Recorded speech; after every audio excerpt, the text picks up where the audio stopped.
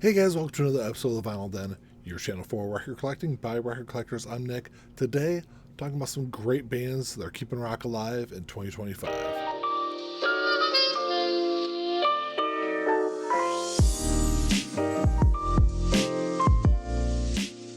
There's a bunch of links down below. You got links for the Vinyl Den Facebook group, for the merch page, for the Spotify and Apple Music playlist that I put together every week, and the Patreon page. So make sure you check all that out.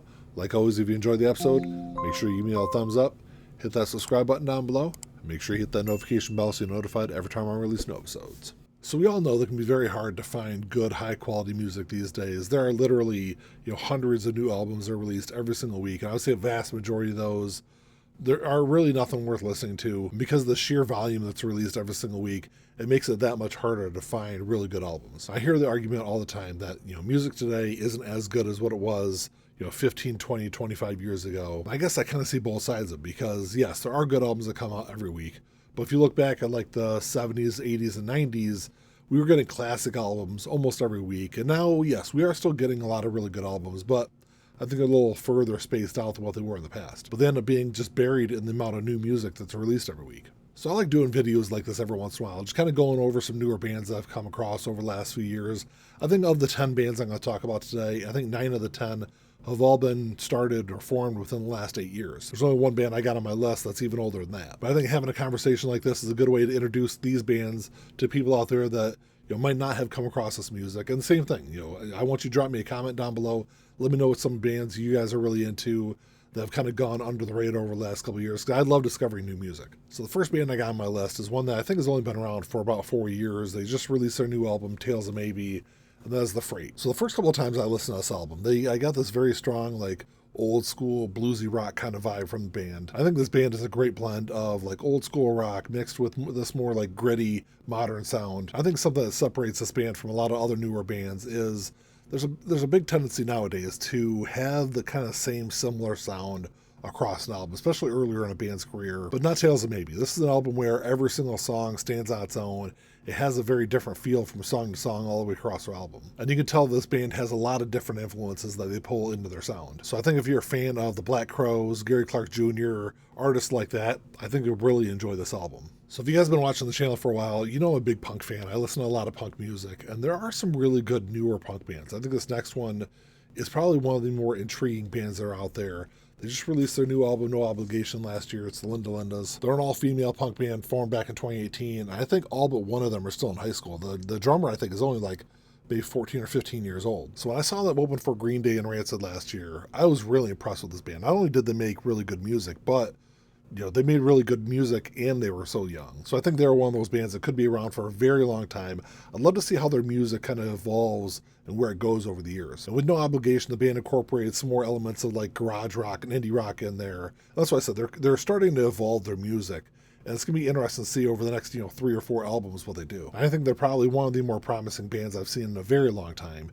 If you're a fan of the Donnas, the Ramones, Bikini Kill, I think you'll enjoy this band. So over the last few years, whenever the topic comes up of rock music being dead, this next band is one of those bands I always point people to. They formed back in 2017, and that is Dirty Honey. So I started listening to this band when they released their self-titled album back in 2021. It was actually a recommendation to me from someone in the Vinyl Den Facebook group. I think Greta Van Fleet had just released their new album, so I was listening to that. And someone in the Facebook group was like, hey, if you like that style of music, you need to check this band out. And Dirty Honey is one of those bands that's definitely bringing back the swagger of some of those older rock bands. Think 70s Aerosmith, the Black Crowes, the Struts. They're just doing a great job of playing that bigger arena-style rock music without sounding dated. And this album is packed with killer guitar riffs, and it has that very strong 70s kind of vibe to it. And the interesting thing about Dirty Honey is they released a single, When I'm Gone, back in 2019, and that single topped the Billboard mainstream rock charts, and it became the first single ever to do that from an unsigned band. Another newer punk band that I think is releasing some of the best music in that genre nowadays is the band Scooped Up. So these guys are from Connecticut, formed back in 2018. So when they released their album, The Runs, last year, it instantly became one of my favorite albums of the year. And they're one of those bands I think is bringing a lot of humor back to punk music that has largely been gone for the last 15 or 20 years. So if you're a fan of early Green Day, 90s NoFX, even pre-Enema of the State, Blink-182, I think you'll really enjoy their version of fast, fun, energetic punk music. And also, they're great to follow on social media. You can definitely tell they do not take themselves too seriously. Another band I'd never heard of until earlier this year is Frankie and the Studs. Their new album, Life is a Glitch, is easily one of my favorite albums of the year so far. They formed back in 2017. The band is fronted by Frankie Clark, who's the daughter of Gilby Clark from Guns N' Roses. And they're a band that's bringing that like late 70s, early 80s glam rock and punk sound in the 2020s. And listening to their music and seeing some of their videos online, I think Frankie has a lot of that like Joan Jett kind of vibe to her. This album feels nostalgic, but also fresh and new. Like I said, it's one of my most played albums so far this year. Another newer rock band that I'd never heard of until someone recommended them to me is Sincere Engineer. So their album Cheap Girls came out, I think it was like late 23 when this album came out. But Sincere Engineer, they formed back in 2017 in Chicago. They're an indie rock band. And they've got elements of, there's some punk rock in here, there's some folk. I think there's also a little emo mixed in there. It's just a really good blend of music that you don't really get a good mix of today, I don't think. They're formed in 2017 in Chicago, and they're an indie rock band that has elements of punk rock in there. There's some folk, there's some emo. It's a really interesting blend that I think you don't get from a lot of newer bands. But the band started just as a solo project with lead singer, and then slowly evolved into this more full-fledged band. And they're another one of those bands I just can't wait to see where they go in the future. So now we're at the part of the video where I talk about a band that's been around for a long time, but I think they are easily one of the best rock bands that are out there today, and that is the Pretty Reckless. They formed back in 2009, and I didn't get into this band until after they released Death by Rock and Roll in 2021. And they're a band that has evolved a little bit since the beginning, but they just try to put out straightforward, good rock music. And, by the time they got to their fourth album, they were a well-oiled machine, just cranking out good song after good song. And The Pretty Reckless is this interesting blend of hard rock and blues. There's some grunge or post-grunge thrown in there. Just, you can see that there's lots of different influences into their music. And they're one of those bands I slept on for way too long. It was a good couple years, I think, before I finally sat down and listened to them. And I think it was mainly, some of it had to do with, Taylor Momsen being the lead singer, and her being an actress, and I guess I just didn't take them seriously. But once I listened to this album, I was blown away by the quality of it, and I love every single one of their albums now. The next artist is one that oddly seems kind of polarizing.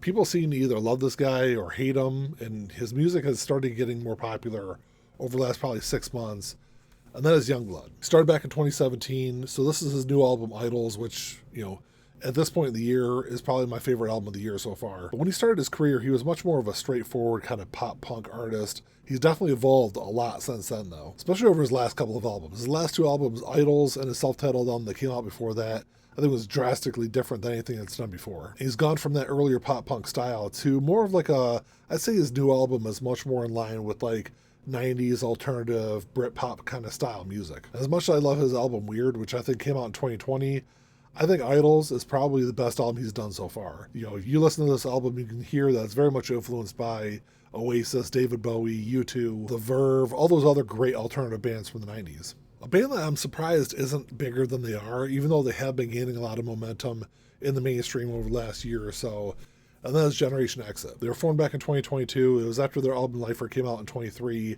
that I started listening to the band. And I think as far as newer rock bands go, I think Generation Exit is easily one of the better ones out there. They're bringing that kind of melodic street punk kind of style into the mainstream. And this is an album that not only appeals to punk fans out there, there's a lot of people that I think are more like hard rock fans that have really been enjoying this album also. Because while I do classify this album more as a street punk album, it has a lot of those like hard rock edges to the songs. I think Generation Exit is one of those bands that I think can really push rock music into different directions in the coming years. And then the last band I got on the list, they started back in 2023. They released their first album last year. I don't really know a whole lot of them or about them other than that. The band is called Stankfinger. Their album is called Three Finger Discount. I think it was sometime in late 2023 when I heard them on Mike Herrera's podcast. So Mike Herrera is the lead singer at MXPX. I don't know if he still does it, but once a month he would have these music episodes where bands could submit music to him, and he'd have an entire episode where he would just play them. And I discovered some really good music from those episodes.